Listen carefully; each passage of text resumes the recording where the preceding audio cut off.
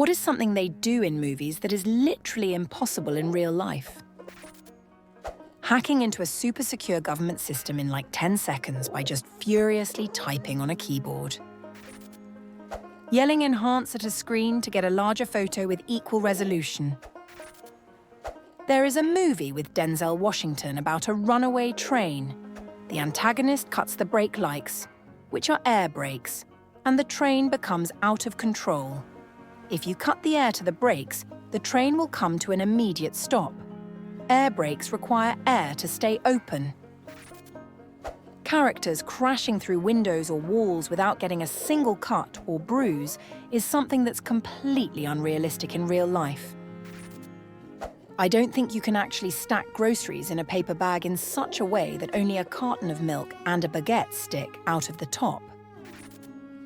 People getting knocked out for hours and waking up fine. Total Hollywood fantasy. In real life, you'd have brain damage or worse. In movies, characters often get shot and then just carry on with their day, maybe with a slight limp as if it's no big deal. In reality, getting shot is a traumatic event that typically requires immediate medical attention, and the pain and damage can be debilitating. The idea that someone could just shake it off and continue fighting or even walking around is pure fiction. The human body doesn't work that way, and the recovery process is far more intense than what's usually portrayed on screen. So, want to get a coffee sometime? Sure, that would be nice. Great. Now I'm going to walk away without getting your contact info, knowing anything about your schedule of free time, or even setting up a time and place to meet at a coffee shop. We're just going to somehow randomly both end up at the same place in the future without any planning whatsoever. In movies, you often see characters falling from a significant height and miraculously catching themselves on a pipe or ledge, sometimes even with just one hand. In real life, the force from a fall like that would likely rip your shoulder out of its socket or make it impossible to hold on. The human body isn't built to withstand that kind of impact, and the idea that someone could catch themselves so easily is purely Hollywood magic. The reality would be much more painful and far less heroic. Flying on a dragon is one of those epic movie moments that's pure fantasy. As cool as it looks on screen, I have yet to see anyone manage to do that in real life. Dragons don't exist, and even if they did, the physics of riding one through the sky would be impossible. It's a great piece of escapism, but definitely something that's staying in the realm of fiction. No matter how many times we see it in movies, it's not something that's ever going to happen in reality. Driving normal production cars through closed metal gates, barriers, and even walls, and continuing to drive their miraculously intact car thereafter, with their faces still on. Shooting 94 bullets from a gun without reloading from a gun that holds 6. In movies, characters casually have conversations in helicopters as if they're sitting in a quiet room. In reality, helicopters are incredibly loud, even with earplugs and ear defenders on. The noise level makes it nearly impossible to hear anything, let alone have a full conversation without shouting. The idea of chatting normally in a helicopter without any hearing protection is just another piece of movie magic that doesn't hold up in real life. Hearing sounds in space. I get it's probably awkward without the sound effects, but it always makes me laugh just thinking that IRL it would be completely silent. In movies, space battles are always filled with dramatic sound effects, explosions, laser blasts, engines roaring. But the reality is, space is a vacuum, and sound can't travel in a vacuum. So, if you were actually out there in space, it would be completely silent, no matter how intense the action. I get that it would be awkward to have a silent space battle on screen, but it always makes me laugh to think about how different it would be in real life. Instead of all that noise, you just see things happening in complete, eerie silence, which is a far cry from the adrenaline-pumping scenes we're used to. People walking away from massive explosions without even flinching. In real life, the force, heat, and sound would knock you off your feet, not to mention the shrapnel flying everywhere. But in movies, they just stroll away like it's no big deal, looking cool as ever. Having a deep, meaningful conversation while the world falls apart around you. In real life, I'd be too busy dodging falling debris. Loele. In movies, characters have this uncanny ability to turn on the TV exactly at the moment when the news anchor is delivering the crucial piece of information they need. In real life, the chances of that happening are pretty much zero. You'd more likely catch the tail end of a weather report or some unrelated story. It's a convenient plot device, but definitely not something that would happen with such perfect timing outside of a scripted scene. When female characters cut their hair with scissors or a knife, and it's the hottest, flawless, salon-quality pixie cut. Walking into a bar and having the perfect witty comeback for every single attempted insult thrown your way, all while the entire place erupts in laughter at your razor-sharp timing. In real life, I'd think of the perfect retort, 3 hours later in the shower.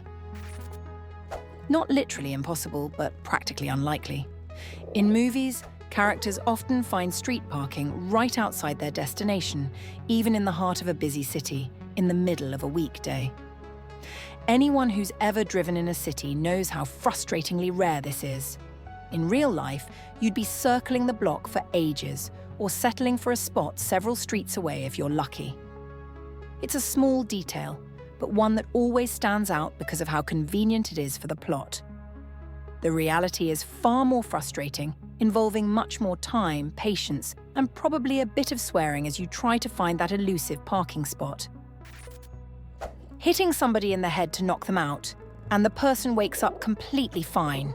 No, they just sent that person's brain offline with a very large chance to die, a concussion, and not to mention the very possible chance of brain damage. Shake off getting knocked the fuck out and go about your day. That shit fucks you up for a few days at least.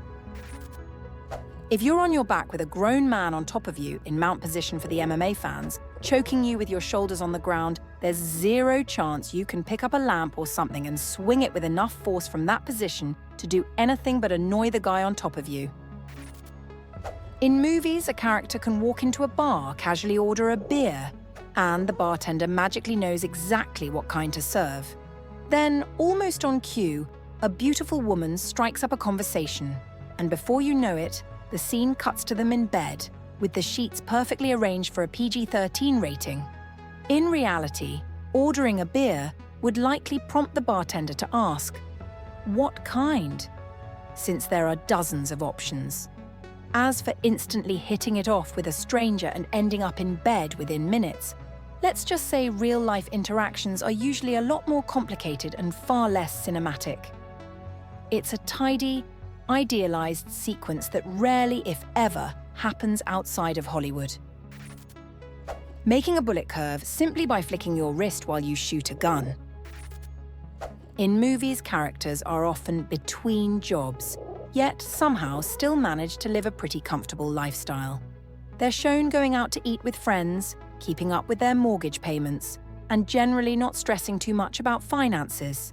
In reality, being between jobs usually means tightening the budget, worrying about bills, and definitely cutting back on dining out. The financial strain of unemployment is often significant, and the carefree attitude portrayed in films is far from the truth for most people. It's a convenient plot device that glosses over the harsh realities of job loss, making it seem much less stressful than it actually is. In movies, characters often fire weapons indoors and then immediately start conversing as if nothing happened, all without wearing any ear protection. In reality, the noise from a gunshot in an enclosed space is deafening and would leave your ears ringing, making normal conversation nearly impossible. The lack of ear protection in these scenes is pure fiction, as the sound levels would cause significant hearing damage and make communication extremely difficult. A wild animal is attacking me. No problem, I'll lie on the ground with a spear in the air and they'll leap on top of it to impale themselves. Lifelong martial artist here. I've never seen a 5'3", 120-pound woman KO a grown man who's significantly bigger than her with one shot. Not once. People not showing any signs of adrenaline or an adrenaline dump after stressful situations. There will be shaking, physically, voice, breathe, and there will be a physical and psychological reaction to it ending. In movies, characters often take a pill and experience immediate effects, whether it's a painkiller, a sedative, or something else. In reality, most medications take time to work, often requiring 20 to 30 minutes, or even longer, to be absorbed into the bloodstream and start having an effect. The idea that a pill would kick in instantly is pure Hollywood magic, and it's far from how things work in real life. Intentionally slicing their hand open for whatever dumb reason, blood oath or something, and then not having a weeping, painful, infected wound that reopens every time you use that hand for weeks. Punch a guy in the face 100 times and never knock out a tooth. Also, all the facial cuts are miraculously healed within minutes. A small woman beating up a large man. Sure, certain self-defense moves are beneficial in this scenario, but in the movies we see smallish women leads absolutely kicking ass, throwing dudes through windows and walls, etc. Nope. In movies and fairy tales, enchanted animals often talk just like humans, delivering perfect speech with no issues at all. But if animals could actually speak, they'd likely have huge speech impediments due to the different shapes of their teeth, tongues, lips, and other parts of their mouths. Imagine a cat or a dog trying to form words with their sharp teeth and long tongues. It would be almost impossible for them to produce clear human speech. The idea of animals talking like humans is charming and fun, but in reality their anatomy would make it extremely difficult, if not downright comical, to understand them. Stomping really hard and making a whole parking lot collapse, I'm looking at you, Vin Diesel. In movies, characters can chase someone through a chaotic urban environment, taking dozens of turns and losing sight of them multiple times, yet somehow still manage to find them at the end of a dead-end alley. In real life, navigating a busy city while chasing someone would be far more complicated. With all the obstacles, crowds, and the sheer number of possible escape routes, the chances of actually catching up to them after losing them so many times would be incredibly slim. It's a scenario that's far more about cinematic convenience than reality. Flying from hood of a car at any speed, getting up and running. I came off 1 under 5 miles per hour, wrecked my sweater, and had to lay down for an hour. All these fight scenes where they are actively blocking each other's punches and kicks for a long drawn-out fight. Real fights don't happen that way.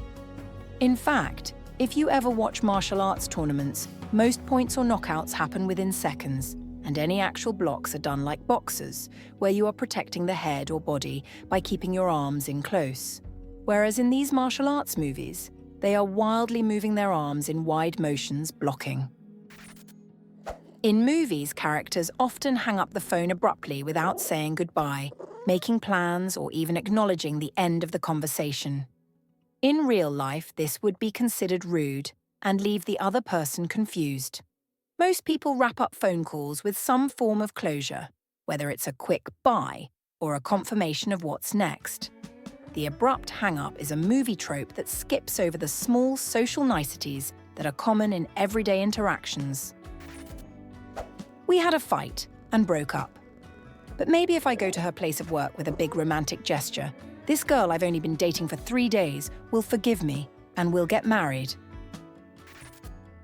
You often see a character lift someone off the ground with one arm, their elbow locked, while choking them. In reality, this is practically impossible for most people. The amount of strength required to lift an entire human body with one arm in that position, while maintaining a firm grip around their neck, would be extraordinary. The physics and biomechanics just don't add up. This is more about creating dramatic tension on screen than anything remotely realistic. Characters often blow up a car by simply shooting the gas tank or the filler cap. In reality, this is highly unlikely. Gasoline isn't explosive on its own, and shooting a gas tank would more likely result in a leak than an explosion. Diesel is even less volatile, making it nearly impossible to ignite with a gunshot. The idea of cars instantly exploding from a single bullet is pure Hollywood fiction, and far from how things would actually play out. Gunfights where the good guys never miss, the bad guys always do and nobody runs out of ammunition. In movies, characters often take a big sip from a coffee cup right after pouring it, without any reaction to the scalding heat or, if it's been sitting, the unpleasant taste of cold coffee. In reality, that first sip would either burn your mouth or make you cringe if it's too cold.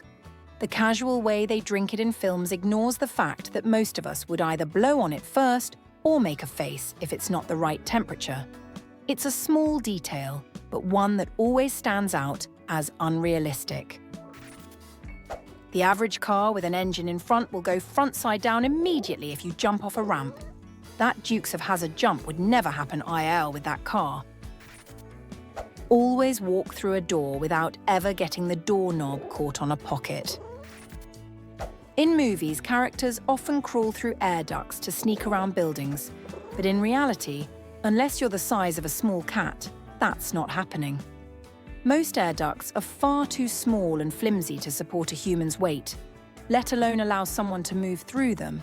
The idea of using air ducts as secret passageways is pure movie fiction and wouldn't work out so smoothly in real life. In movies, characters often have whispery or regular-voiced conversations in a bar where live music is playing, and somehow they can hear each other perfectly. In reality, the noise level in a bar with live music would make it nearly impossible to hear anything unless you're shouting into each other's ears. The idea that you could have a normal conversation in that environment is pure fantasy, making those scenes far less realistic than they appear. Go to bed with makeup on and your hair looking great, and it stays like that when you wake up. Reviving someone who flatlined with CPR and then being totally fine. Knocking someone out by hitting them and then having them wake up later with nothing but maybe a headache. If someone gets hit hard enough to lose consciousness, especially for more than a few moments, they have a concussion, and a severe one at that. They're likely enough to never wake up if they don't get urgent medical attention. Don't f around with concussions, people. Batman doesn't kill people is BS. Probably half the criminals he beat to unconsciousness would have died of their injuries. Batman just doesn't like guns because of his backstory. He'll throw you off a building or beat you to death with barely a second thought. Now, you can cause unconsciousness by briefly compressing the carotid artery, i.e., via a rear naked choke, and as long as you release them as soon as they pass out, they'll generally regain consciousness without complications. Source: have been choked out in judo practice.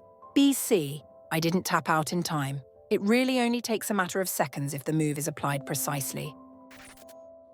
It's common to see a character supporting a family on a single income while comfortably owning a house and car. In reality, this is increasingly difficult for most people, especially with the rising costs of living. The idea of easily maintaining a middle-class lifestyle on one income is more of a nostalgic fantasy than a reflection of today's economic realities. It's a scenario that's becoming less and less attainable in real life. Easily the most immersion-breaking for me, outrunning an explosion. Number: if you were close enough for it to matter, you were dead before you realized it boomed. One thing movies often depict that's impossible in real life is characters dodging bullets after they've been fired. The speed of bullets is so fast that it's impossible for the human eye to track them, let alone react and move out of the way in time. As someone who works in a lab literally every laboratory scene, catching a guy's fist in your hand when he throws a full power punch at you, parry it away? Sure. Catch it like a wiffle ball? Nope. After someone is shot, all you have to do is extract the bullet, because according to movie biology, it's the bullet being inside you that's killing you, not the giant hole that the bullet left. A typical scene is that our hero is dying of a bullet wound, but he somehow makes it to some shady underworld doctor who is usually a veterinarian, or a doctor who lost his medical practice license. Then the doctor hands the hero a bottle of whiskey vodka, and our brave hero takes a huge swig of it. The doctor then takes the bottle and pours it on the bullet wound. The hero yells in pain and swears at the doctor. The doctor takes some bend tweezers and starts digging around. The hero may or may not faint from the pain, but finally the doctor holds up a bullet, probably a deformed, unfired bullet, shows it to either the hero or a bystander, then, with a loud clink and a sigh, he drops it into a metal pan. In the next scene, the hero has a bandage but is perfectly fine now. What's a wild story that you'll never forget from high school?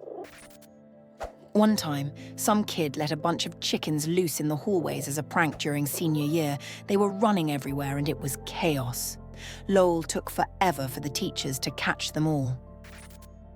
One time, there was a massive fight between the football team and the basketball team in the middle of the cafeteria during lunch. The fight was stopped by the lacrosse team. There was an event in our school, it's Teachers' Day, when a brawl of students happened outside our campus. One of our teachers went outside to stop the brawl when he suddenly grabbed the gun of our school guard, intending to fire a warning shot when he accidentally pulled the trigger, firing it on the ground and hitting one of the students. Sadly, the student reportedly died on the spot. The teacher has been arrested and imprisoned. We had a teacher grab a student by the neck and pin him up against the wall. Instead of getting fired immediately, the school said they would relieve him of his duties at the end of the year. This teacher then took to Twitter and started posting pictures of him self-naked, tagging porn stars and asking them if they would do scenes with him. He then tweeted out a video of him snorting cocaine and piercing his own nipples, again while completely naked. Some students caught on to his Twitter page, and it spread like wildfire the next day around school. About halfway through class, 2 cops walked into the room, picked him up, and carried all the way off the property. I have not heard anything about him after that day. We duct taped the principal's car to a tree. My high school didn't have anything that bad, but the school district I moved to there from was nuts. The biggest story was that a teacher was caught having a lesbian relationship with a student behind her husband's back, and then when the student turned 18, the teacher divorced her husband and then they got married. I think they are still together. Wild. Depends is a drive-by shooting in the school parking lot more or less wild than the shooting threat inside the school. This is one of the major ones, but it was a few years before my time. The teacher's ex-husband arrived at the school armed and ready to murder her. With incredible bravery, this woman was able to get him into a storage area where her class could not see him. After shooting her, he took his own life. She thankfully made it through and was still enrolled in the school. Her son was a student in my year. The science teacher at school discovered me smoking pot. After removing it from me, he requested if I could meet him later in the day. He gave it back to me when I went to his office, saying it was good stuff and asking if I could get him some. I went to military school, there was a lot. One of the TAC officers pulled a gun on a student. He was fired and promptly hired by a rival military school. My English teacher was a Vietnam vet and a biker. Someone stole the knob to his old school radiator in the classroom in like 1975, and he said until he got that exact knob back, he wouldn't turn on the heat and kept the windows open in the winter. He'd be in a short-sleeve shirt and we're in our shit jackets freezing our arse off. He kept a bucket by his desk. In it was whatever he felt like putting in it. The chalk dust from his erasers, pencil shavings, spit. He'd let it build up and always threatened to throw the bucket on anybody who fell asleep. I never saw him do it, but there were always rumors he had. What he would do if you fell asleep, though, was kick the bottom of your desk with his biking boots. Hard. Saw him do that a lot. Funny enough, though, he was one of the best teachers I ever had.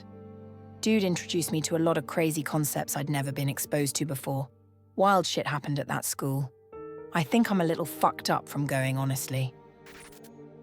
China school excursion. A 16-year-old girl from my grade stole some sunglasses from the airport on the day of our return, and she was apprehended by airport security. She did not go home with the others. To save her, her parents had to take a plane from halfway around the globe to China, made the headlines. Girl in my HS had a huge crush on a guy who wasn't single. IDK why she did this, but she sent nudes of herself to the BF. The GF saw them and reported her to the cops for distributing CP because she was only 16 or 17.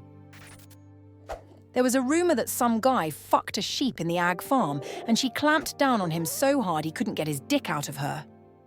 If you've ever had your hands up a sheep during lambing season, you'll know they can clamp down hard enough to leave your hands black with bruises. No idea if it was true, but the rumor was going strong for years. Mr. King requested suggestions from his students for the name of his upcoming kid. In honor of our recently deceased priest, Father Wayne, I wrote Wayne. After a few months, Wayne King was born. I nearly spit out laughing. One wild story from high school that I'll never forget happened during our senior year. Our school had this huge tradition of senior pranks, and one day, our class decided to pull off something epic. We managed to sneak into the school's gym and cover the entire floor with a layer of inflatable pool toys. It was a chaotic mess, but the look on the gym teacher's face when they walked in was priceless. The best part? We all managed to pull it off without getting caught. It's a story we still laugh about every reunion. Our principal tried to do a stunt on stage and he ended up slipping and falling right into the punch bowl. The whole gym went silent for a second, then erupted in laughter.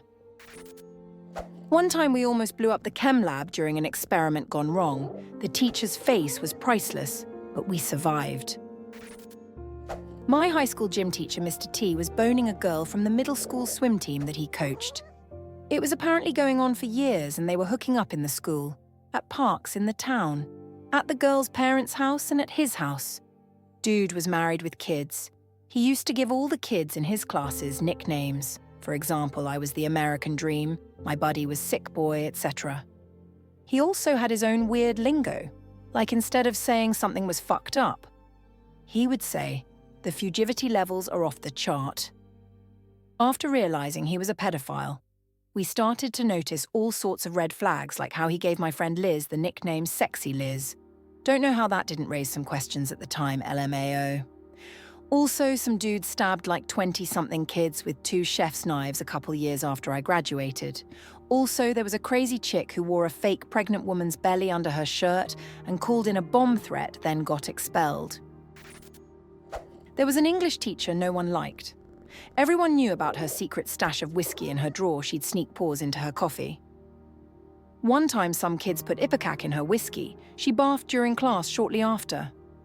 The worst, though, was when some kids spiked her coffee with LSD. It was a shit show. She was eventually carried by EMTs into an ambulance. Didn't see her the rest of the year. The time this wannabe tough guy was deadlifting in gym class, he was straining so hard, he shit his pants and it fell right out his shorts onto the mats. The whole school knew by the end of the day. He never lived it down. I went to an expensive private high school full of rich kids. Because of the school's interest in keeping everybody happy and how incredibly privileged some of these kids were, I saw some things that probably would have gotten a person arrested or expelled in other circumstances. The most insane story involved a kid who was frequently the target of a bully. The bully found out that the kid was seriously allergic to peanuts, ate a Reese's peanut butter cup, licked his finger, and then chased the kid around the cafeteria one day, trying to touch him and laughing maniacally. Unfortunately, there wasn't really time for anyone else to react before he was able to tap the kid on the arm with his finger. Kid swelled up like a pufferfish in anaphylaxis and had to go to the ER. Bully got 2 weeks suspension. The kid's parents wanted to press charges, but there was some kind of settlement made, and the whole thing was never spoken of again. 2 female students were found hanged inside a classroom, and the rumor spread that they did it during the night when no one was around. The entire school was shaken by the tragedy, and whispers of the incident circulated for years. It was a haunting event that left everyone on edge, with many students and teachers feeling uneasy every time they entered that classroom. The details of what really happened remained unclear, adding to the mystery and fear surrounding the story. After The Dark Knight came out, a female student went into the bathroom, cut her mouth to look like the Joker, and tried to stab our Spanish teacher. Someone hit her with a chair and got the knife from her. Pretty wild. Lol. We had a bathroom all the way out by the football field. It was one of those cinder block, off yellow-painted jawns. Random day, there was a line of students outside of the bathroom. Turns out there was a girl giving blowjobs in the stalls. Even now I feel like it's a fake story, but I saw the line. I knew people in line, and I know the girl who got caught, the kid who got caught with her. Sad, honestly. When a girl accused my friend and I of trying to rape her when we were at a donut shop across the street from our high school at 7 a.m. because she heard us say, "I'd take that." We were talking about her Ford Mustang. We had no idea she was even in the car or who she was. She was a junior, and we were sophomores, so we'd never met her. We had mutual friends who defended us, saying we'd never do that. Even worse, the police questioned us without our parents there. We were only 16 at the time. We never saw her on campus. She was a Karen in 2002 before it was even a thing. My 6th grade math teacher was arrested for drugs about a year after I left elementary school. It turned out she was using them in her car during lunch hour. Looking back, it made sense why she always seemed so strange after lunch. The news shocked everyone who knew her, and it explained a lot about her odd behavior in the classroom. It was a wild revelation that none of us saw coming. A friend of mine once rollerbladed down a mountain in complete darkness while tripping his balls off, and somehow lived to tell the tale. He made it all the way down, even with traffic on the road.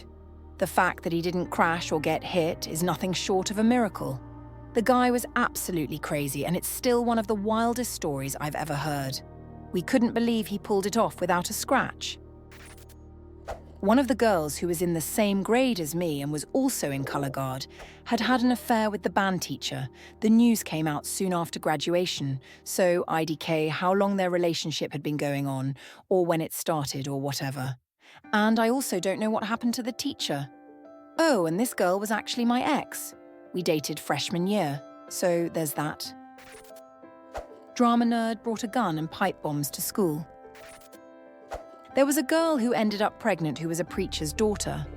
Turns out she nailed about 40 guys and told them all they were her first, so it was a massive scramble to find the father. In the end, it was narrowed down to one of her 2 twin brothers. They couldn't figure out which one, since both paternity tests came back positive. After they removed part of a demountable and loaded fireworks within a concrete bin enclosure, 2 individuals were placed on a permanent no-fly list and faced accusations relating to explosives. Since this was Darwin, it was quite easy to get fireworks there, yet it appeared more difficult to get brains. Someone once jumped down under the pit platform in our theatre and broke their legs trying to get their phone. My best friend and I tried to go coyote hunting once. Turns out we're terrible at it, and all we really wanted to do was wander around a cornfield talking.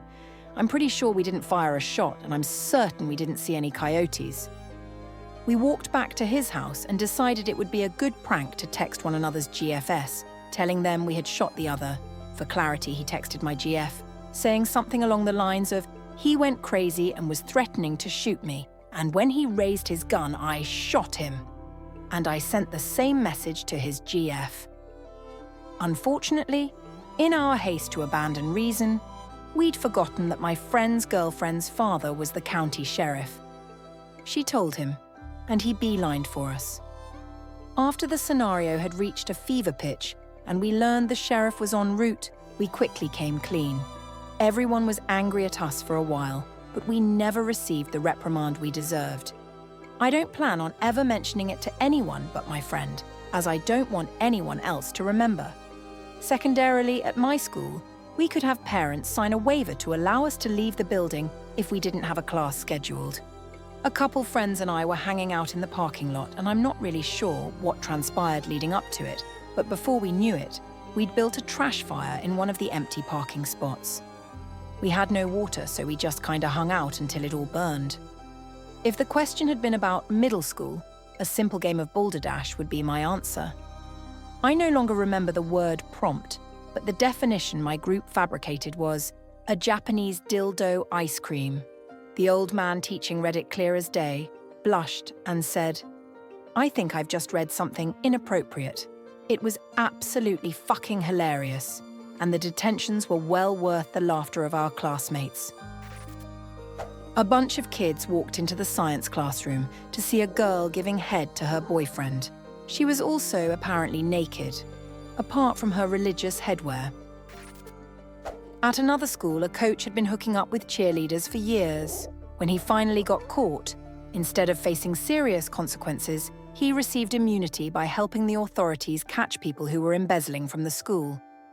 It was a shocking twist. Everyone expected him to go down, but instead, he managed to escape punishment by turning in others. The whole situation left a bad taste in everyone's mouth and became a notorious story that stuck with people for a long time.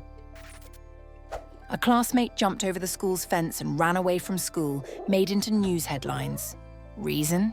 Because he did something wrong and was scared to meet his parents to face the consequences. Some students got into a fight over a jelly donut one morning. By lunchtime, it had brewed into campus-wide racial tensions. My friends and I were walking to Subway when two plainclothes officers came out of nowhere and ordered us to turn around and get back on campus. During the last 15 minutes of lunch period, the open quad area in the middle of the campus turned into a several hundred student mob. Two sophomore girls, one white and one black, got into a fight, and then their boyfriends jumped in. The agricultural sciences teacher, wearing a Kevlar vest, was drop-kicked. Someone knocked down a cop. Tasers and pepper spray were deployed by the school resource officer and one of the vice principals.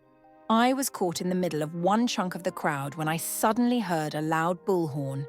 I turned to see a black and white Chevy Impala screaming across the grass straight at me. City, county, and state swooped in with cars to disperse us. When I got to my next class period, physical education, we were made to sit in the gym and listen for PA announcements. They ended up bringing all the buses in early, and we were called out by our bus number and told to go straight to the bus or face severe consequences. I remember several officers with riot gear and beanbag shotguns telling us to stay on the sidewalks and get straight on the bus. Do not stop, keep moving. We were let out of school for several days, and when we returned, it was never the same. Lunch was cut in half, the campus was closed, and underclasses were permanently separated from the senior classes. The bad kids put LSD in the home ec teacher's coffee, and she had to be escorted out of school having a manic breakdown. My friend got into a prestigious boarding school, so we had a feast in the cafeteria to send them off. Complete with a tablecloth, china, candles, with paper flames taped on, a rotisserie chicken that ended up getting thrown over the crowds down the hallway during the transition, and other stuff. Saddest one? Two brothers, youngest murdered the oldest, and their mother. My friend, who is best friends with the older brother, is the one who found their bodies. It was so tragic, I honestly feel it would be disrespectful to say more. Grossest, me and my dumb group of friends went into school grounds middle of night. At one point climbed the water supply tower, and when we found the padlock extremely easy to break, my friend promptly took a shit in it. We had a teacher fucking students. The kids who rather her out got suspended for lying. 6 months later, she gets arrested for fucking a 15-year-old.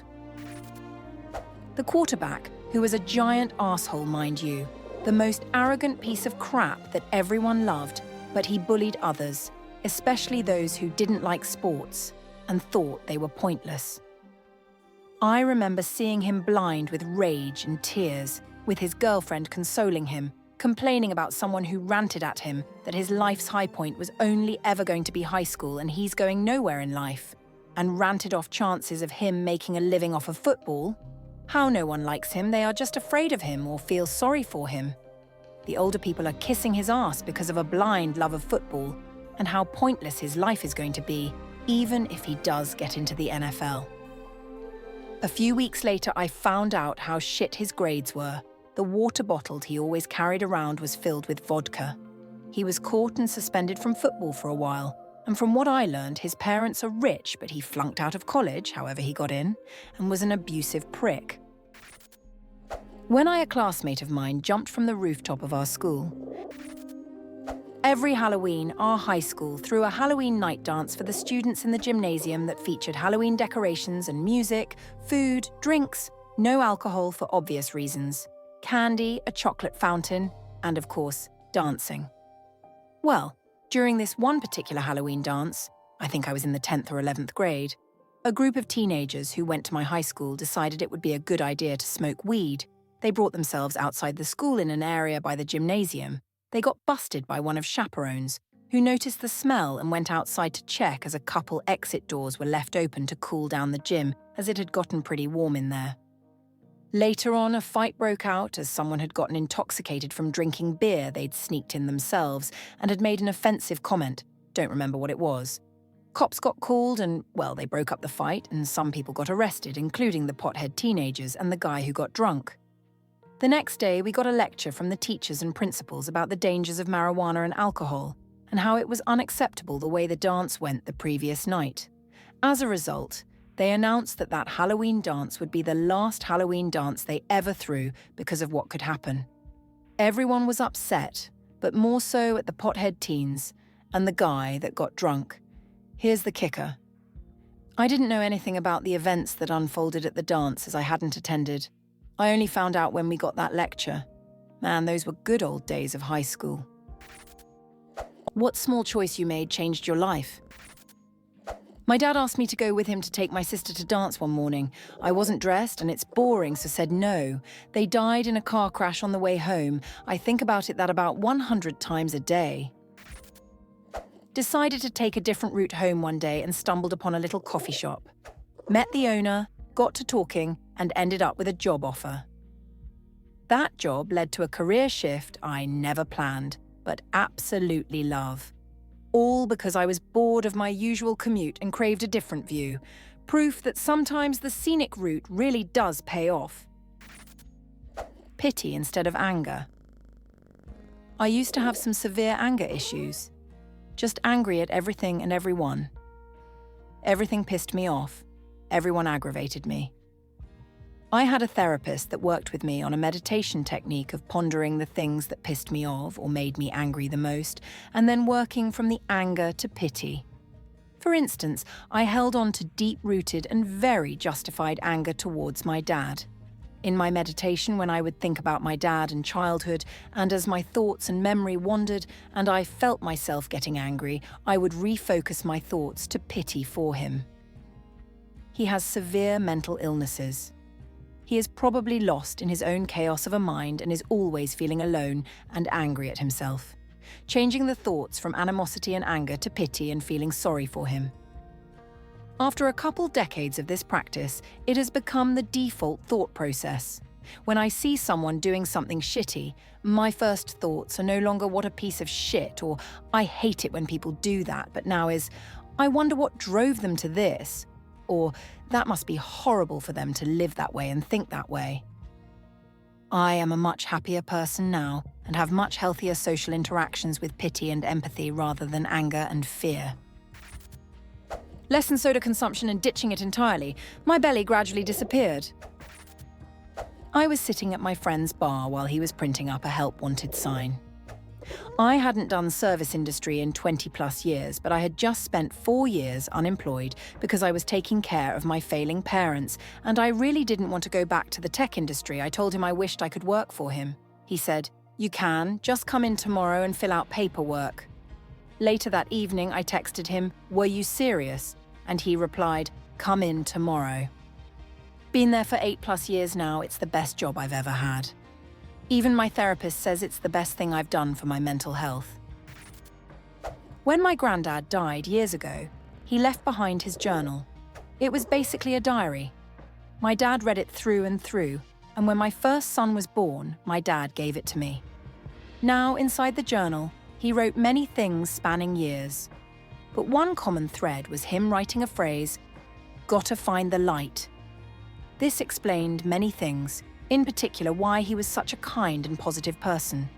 No matter the situation, no matter what bad thing happened, he'd always find a way to find something good or funny about it. His cab broke down. Now I can get another one.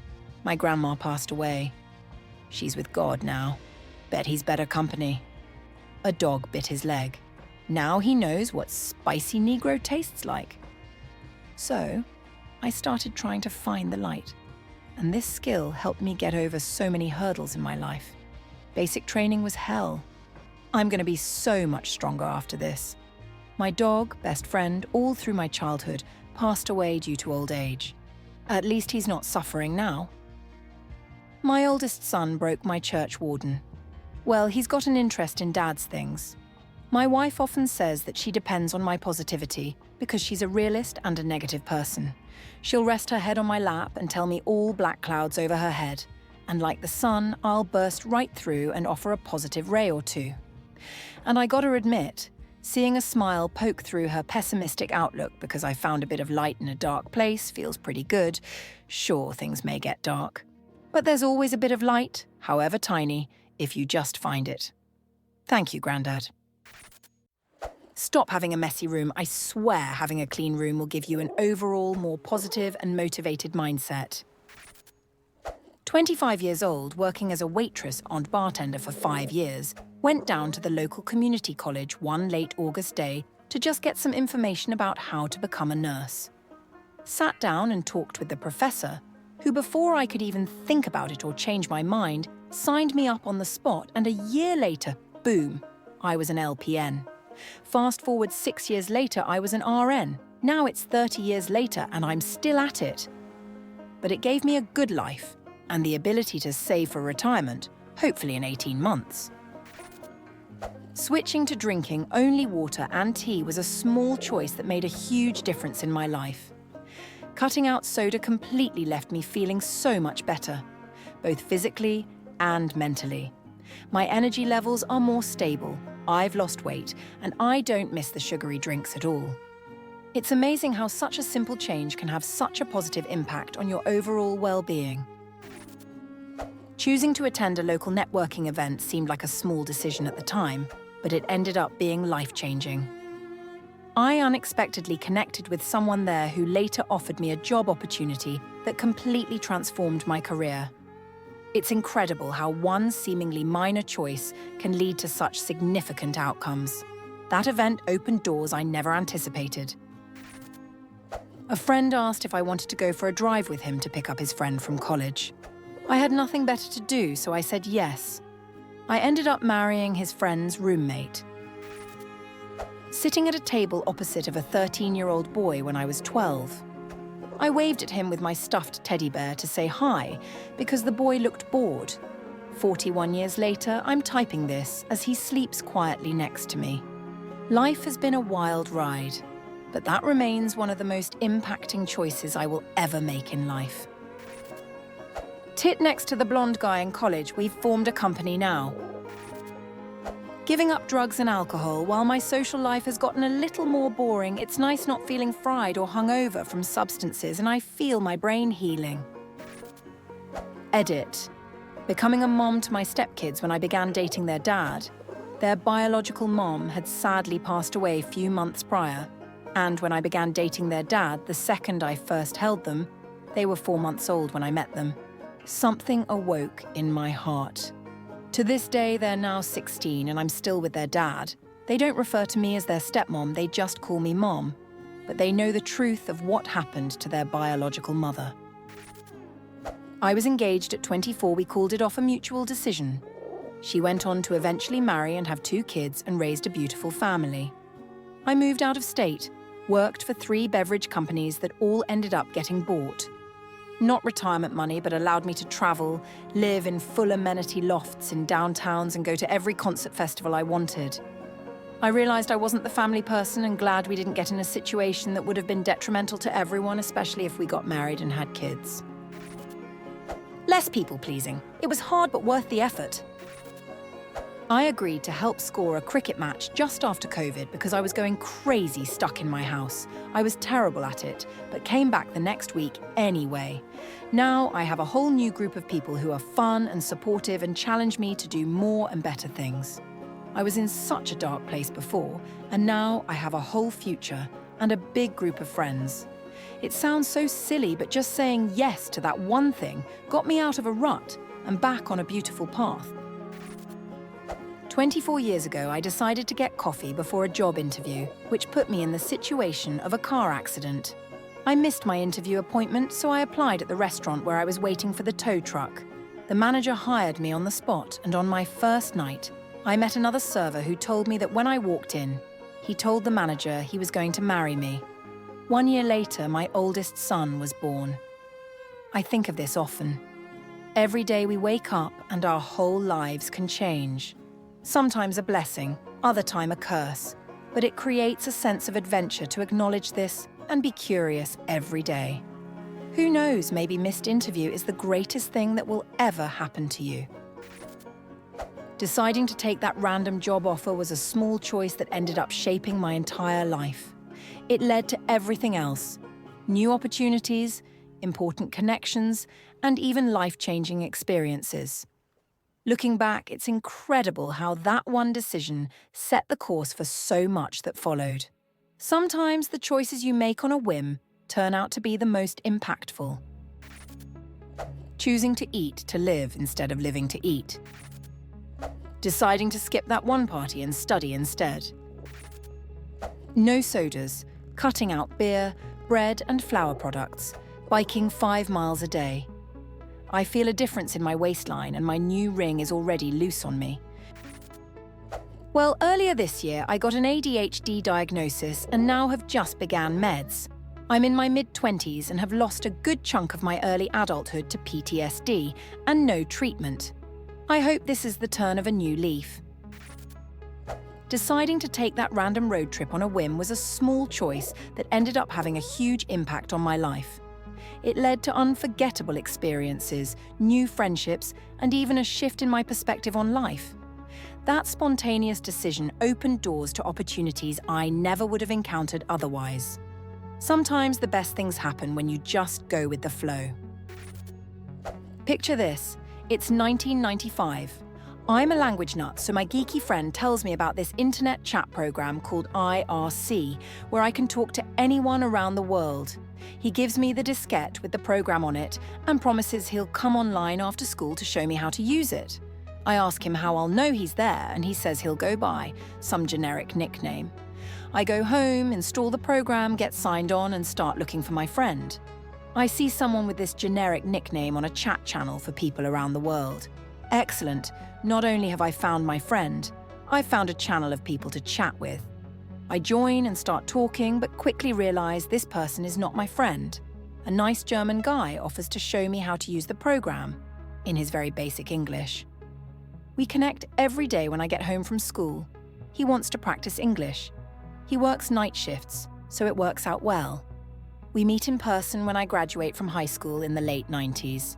We've been married 21 years. I think deciding to change my attitude is what made a big difference in my life.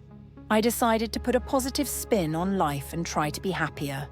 It might sound stupid, but life is an attitude, and a person can decide if they want to be miserable or happy.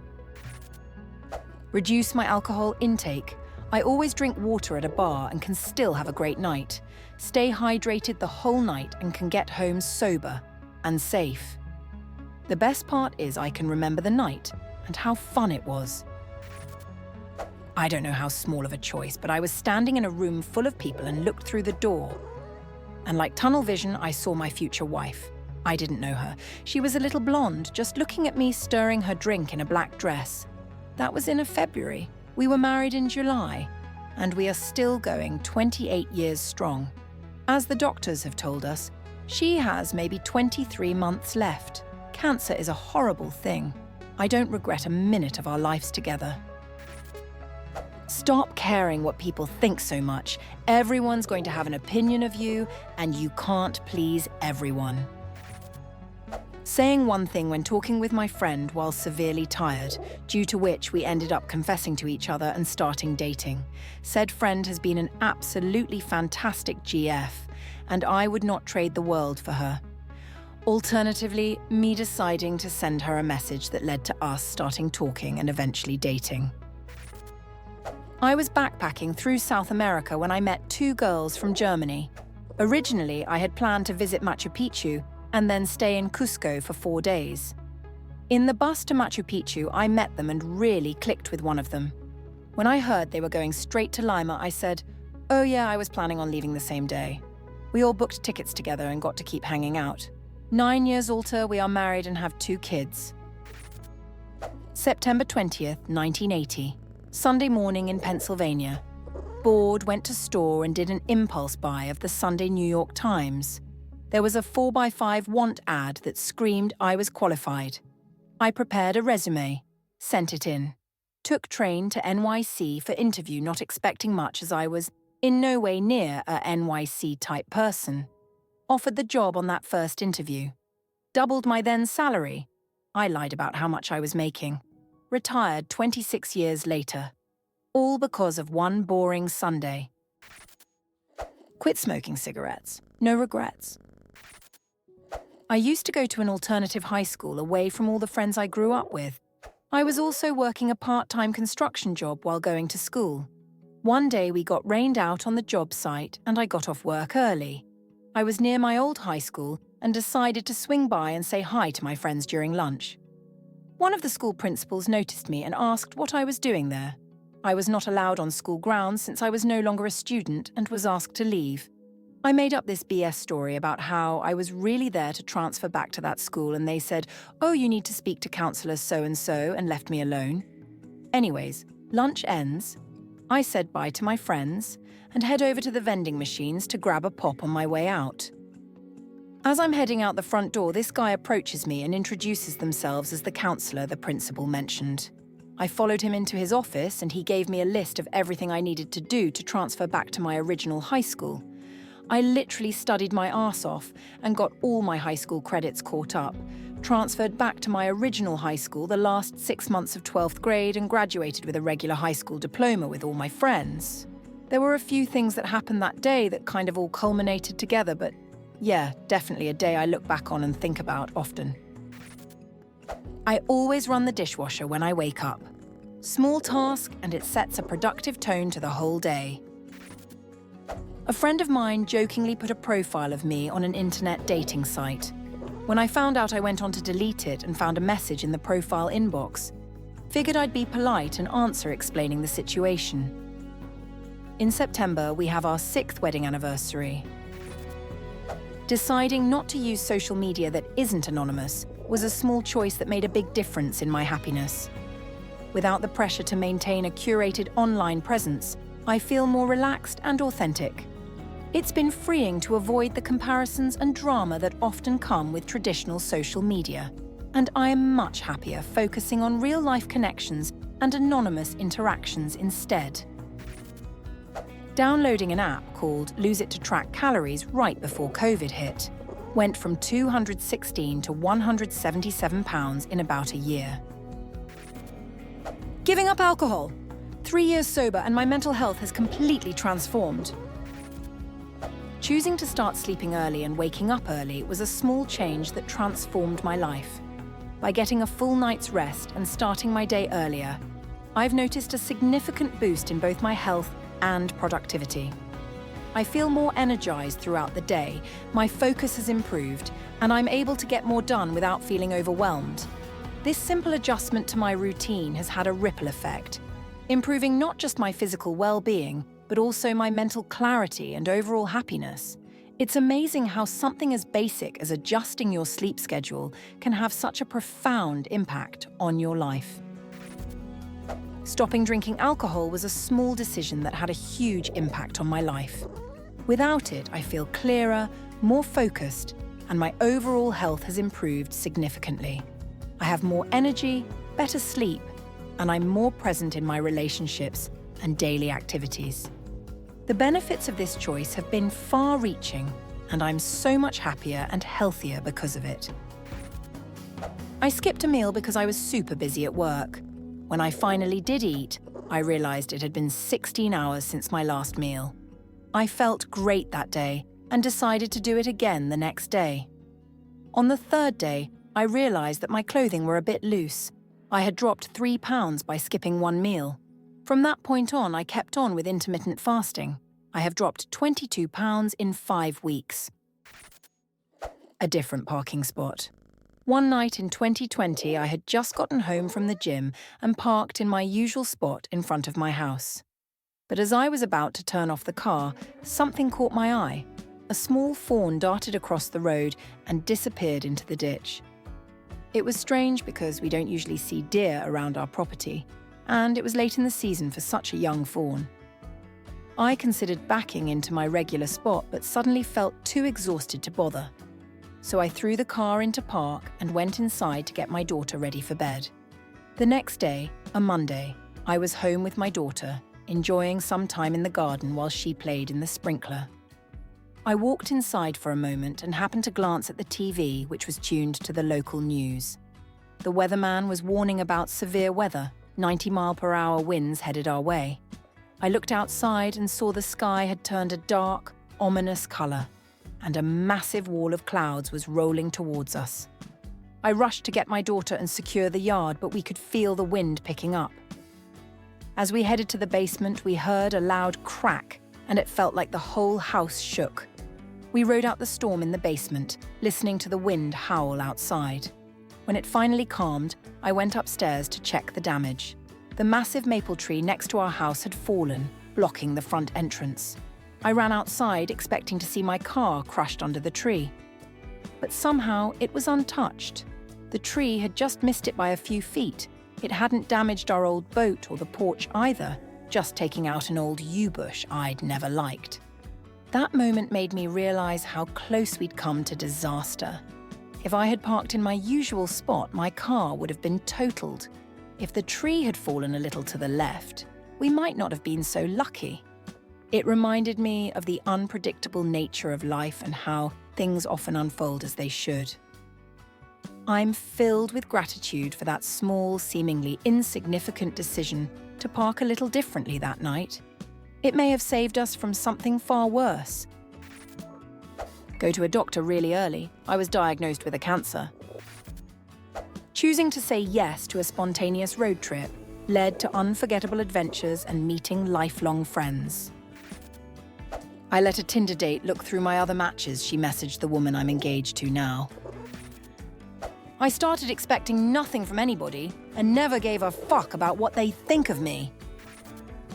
Friend in first period told me that we could skip second period if we went to a visiting college recruiters talk. It was her dream school. Tagged along to skip class. Ended up getting a 4-year scholarship there and pretty sure it helped me land my competitive first job since one of the interviewers was a fellow alum and we talked football. I broke up with a girl and was nearly moved to another state to live with friends and start over before meeting my now wife in a club one night. We just celebrated our 27th year of marriage earlier this month. In high school, I actively trained myself to stop saying, "Oh, I'm dumb," whenever I made a little mistake or missed something obvious. If I ever did say it through force of habit, I would immediately turn around and say, "No, you're not dumb." I don't think I knew at the time how important that was or how that would serve me later in life, but I am so grateful to that oftentimes more confident version of myself. No one gave me the idea to do that. I just thought on my own that I shouldn't be talking to myself like that, and I still don't. Thanks for watching. Share your life-changing small choices in the comments, and don't forget to like and subscribe for more amazing stories.